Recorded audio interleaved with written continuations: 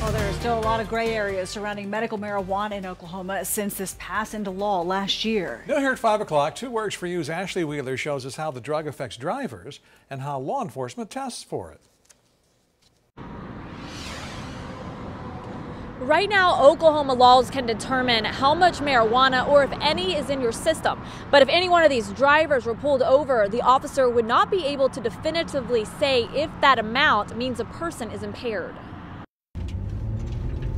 Tulsa police officer John Grafton is a drug recognition expert. He can tell which category of drugs a person has used, including marijuana. So we don't have to have a blood test, but the blood test is more definitive, just like an alcohol concentration. I can articulate that someone's under the influence of alcohol, but I can't say absolutely he is at a 0.08. Grafton says there is a way to tell how much marijuana is in a person's system.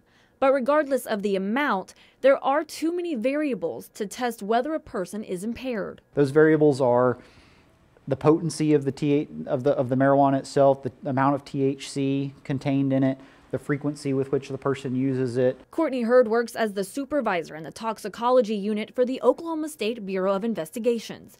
They run tests for officers to see which substances are in a person's body.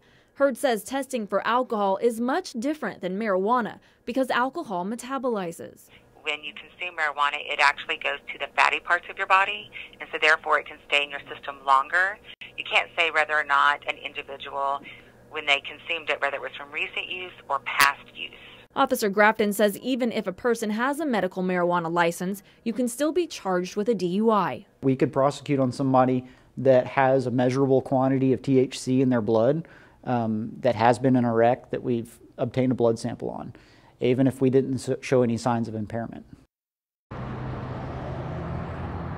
Officer Grafton says the best way to avoid being charged is to treat medical marijuana like any other prescribed medication, especially when driving.